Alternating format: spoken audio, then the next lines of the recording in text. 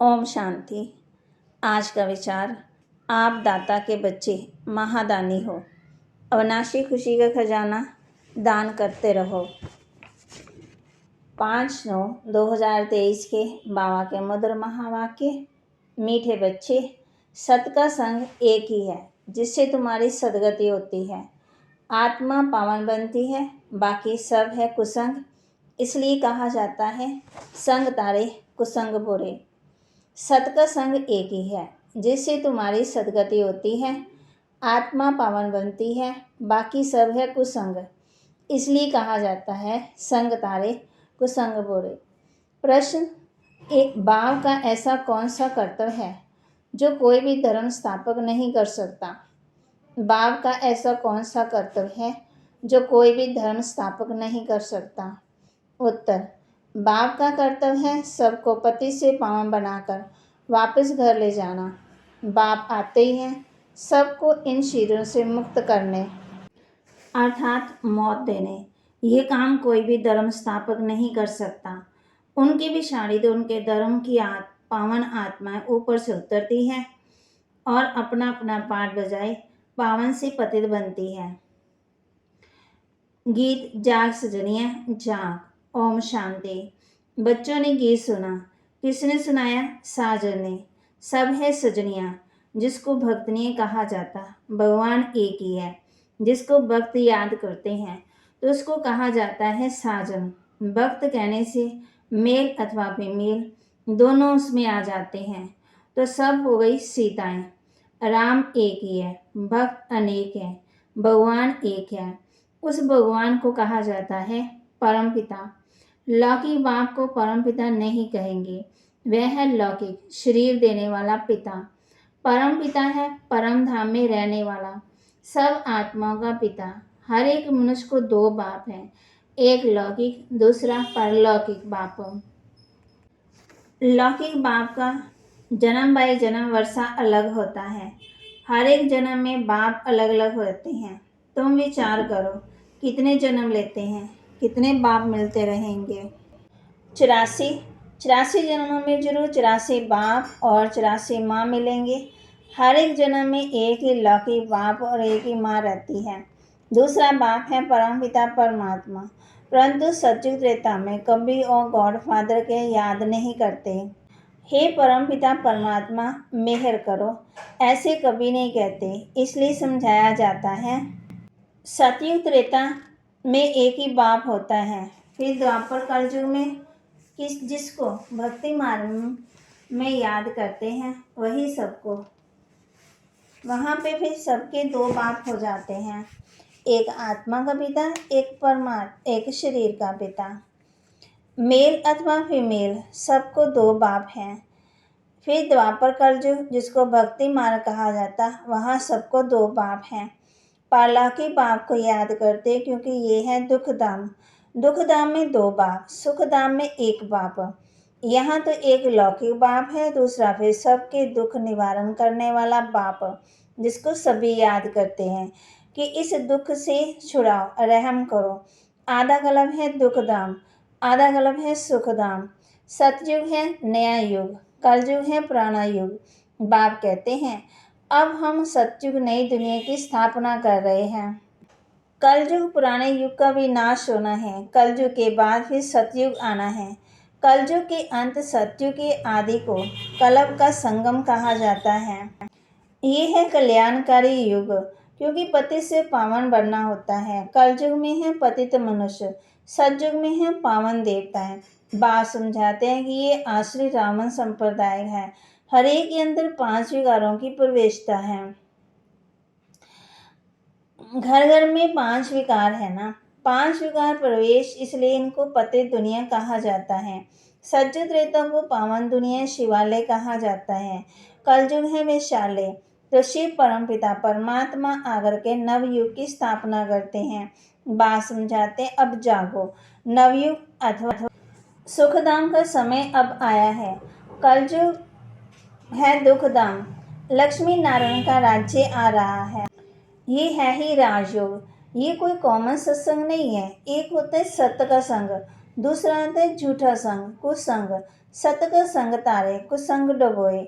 सत तो एक ही बाप है, उनको कहते हैं पतित पावन आओ, वही आकर के पावन बनाते हैं आधा कल्प के लिए। फिर माया रावण आकर आधा कल्प पतित बनाती है। ऐसे नहीं कि बाप ही पतित बनाते हैं। अभी है रावण राज्य, जब तक सत्य बाप ना आए तब तक सतयुग नहीं। सब है झूठ संग अथवा कुसंग। तुम हो सीताएं, तुम भक्ति करते हो, समझते हो भक्ति का फल भगवान आकर देंगे। तो जरूर जब भक्ति का समय समाप्त होना होगा तब तो आएंगे ना। आधा कल्प है ज्ञान की प्रारंभ और आधा कल्प है भक्ति की प्रारंभ। अभी तुम पुरुषार्थ कर रहे हो भगवान की श्रीमत पर। भगवान एक होता है, वे तो निराकार परम पिता परमात्मा, आत्मा का बाप। वे आते ही संगम पर हैं। द्वापर कलयुग को भक्ति कांड कहा जाता, सतयुग त्रेता को ज्ञान कांड कहा जाता है। ज्ञान है ही ज्ञान सागर परमपिता परमात्मा के पास। शास्त्रों का ज्ञान कोई ज्ञान नहीं, अगर उनमें ज्ञान होता तो सदगति होती। भाट जो हीरे जैसा था अब है नहीं, फिर बाप बनाते हैं। तुम अब हीरे जैसा बन रहे हो, तुम्हारा जीवन पलट रहा है, आत्मा दैवी गुण धारण कर रही है। यूं तो मनुष्य बैरिस्टर, इंजीनियर, सर्जन आदि बनते हैं, बाकी मनुष्य को देवता बनाना ये परमपिता परमात्मा ज्ञान का सागर का कर्तव्य है। उनको सत्य कहा जाता है, वही सच बतलाते हैं, अर्थात सचखंड की स्थापना करते हैं। बाकी सब हैं झूठ बोलने वाले, झूठ खंड की स्थापना करते हैं, रावण की मत पर चलते हैं। तुम श्रीमत से श्रेष्ठ बनते हो। नए युग में भारत नया था, वर्ल्ड आलमाइटी अथॉरिटी कहा जाता है। लक्ष्मी नारायण का राज्य था, उन्होंने किसने ये राज्य भाग के दिया? जरूर जो स्वर्ग की स्थापना करने वाला होगा। अब भी वह हमने वर्षा गवा दिया। सुख शांति वाला बाप आकर के हम बच्चों को सुख शांति देते हैं। 84 जन्म लेकर अब फिर चक्कर पूरा होता है, सबको वापस जाना है। लिबरेटर एक ही बाप है, वही लिबरेट कर सबको ले जाते हैं, इसलिए उनको कालों का काल भी कहा जाता है। बाप कहते हैं अब तुम्हारे 84 जन्म पूरे हुए, अब वापस चलना है। ये सृष्टि का चक्कर कैसे फिरता है, सो बाप बैठ समझाते हैं, अर्थात त्रिकालदर्शी बनाते हैं। तीनों लोकों तीनों कालों की नॉलेज देते हैं। वही पतित पावन ज्ञान सागर बीज रूप है, उनसे ही सचखंड का तुमको वर्षा मिलता है। यहाँ तुम आए हो परमपिता परमात्मा से वर्षा लेने के लिए, जो स्वर्ग की स्थापना करने वाला है। तुम जानते हो हम ही फिर स्वर्ग के मालिक बनेंगे। सतयुग के लक्ष्मी नारायण आदि को कहा जाता है। वहां तो एक धर्म, एक राज्य, एक भाषा है ना। कर्म भी श्रेष्ठ है और धर्म भी श्रेष्ठ है। वहां भ्रष्टाचारी कोई नहीं रहते। द्वापर कलयुग में फिर एक भी शिष्टाचारी नहीं रहते। बाप को भूलने का नहीं बुरी गति होती है, फिर बाप आकर के पति से पावन बनाते हैं। धर्म स्थापन कोई पति से पावन बनाने नहीं आते हैं। पतित पावन तो एक ही बाप है, वही सच्चा गुरु है, बाकी वह तो आकर के अपना धर्म स्थापन करते। ऊपर से पावन आत्माएं आती है, फिर पतित बनती है। इस समय सब पतित है, सबको पावन बनाना बाप का ही काम है, वही पतित पावन है। गुरु नानक ने भी उस सतगुरु की महिमा की है। इस पुरानी दुनिया के विनाश के लिए ये महाभारत लड़ाई है, बाकी ऐसे नहीं तुमको लड़ाई के मैदान में ज्ञान देंगे। बाघ है, ज्ञान के लिए तो एकांत चाहिए, 7 रोज के भट्ठी में रहना पड़े। बाकी तो है भक्ति की सामग्री, भक्तों में भी कोई बड़े तीखे तीखे होते। रुद्रमाला भी है तो भक्त माला भी है, वह है भक्तों की माला, ये है ज्ञान माला। ऊपर में शिव युगल दाना, फिर है उनकी वंशावली, जो माला मनुष्य सिमरते हैं, राम राम कहते रहते हैं क्योंकि दुखी हैं। रावण संप्रदाय राम को याद करते हैं कि आकर के अपना बनाओ। अभी तुम ईश्वरीय गोद में आए हो, वास्तव में सब आत्माएं परमपिता परमात्मा की संतान है। मनुष्य सृष्टि प्रजापिता ब्रह्मा की संतान है। प्रजापिता ब्रह्मा द्वारा मनुष्य सृष्टि रची है। आत्मा तो अविनाशी है, आत्माओं का अविनाशी बाप है। अभी तुमको दो बाप हैं, एक विनाशी दूसरा अविनाशी। ब्रह्मा भी शरीर छोड़ देते हैं। शिव बाबा का तो अपना शरीर है ही नहीं है, वह तो जन्म मरण रहित है। जन्म मरण से तुम बच्चे आते हो। तुम आदि सनातन देवी देवताओं के ही 84 जन्म है, हिसाब है ना। गुरु नानक को तो 500 वर्ष हुए, तो इतने 84 जन्म कैसे लेंगे। बाकी लाखों जन्म की तो बात ही नहीं है। बाप समझाते हैं अभी सबके जन्म आकर पूरे हुए हैं, फिर नए सिर खेल सतयुग में शुरू होगा। सतयुग में तो थोड़े चाहिए, बाकी इतने सब कहाँ जाएंगे। उन्हों के लिए तो ये बम भोर को आग लगनी है। ये बम्स, नेचुरल कैमिटीज आदि से सब खत्म हो जाएंगी, बाकी आत्मा सब चली जाएंगी मुक्ति धाम में। ये क़यामत का समय है, सबको वापस जाना है। भारत को अविनाशी खंड कहा जाता है, क्योंकि भारत ही बाप का जन्म स्थान है। शिव बाबा भारत में ही आते हैं। पतित पावन बाप यहाँ जन्म लेते हैं, तो गोया सभी धर्म वालों के लिए भारत बड़े से बड़ा तीर्थ स्थान है। इतना भारत का महत्व है, परंतु महत्व को उड़ा दिया है। ये भी ड्रामा का खेल है, जो बाप ही आकर के समझाते हैं। बाप कहते हैं मैं ही ज्ञान का सागर हूँ। लक्ष्मी नारायण को ज्ञान का सागर नहीं कहा जाता।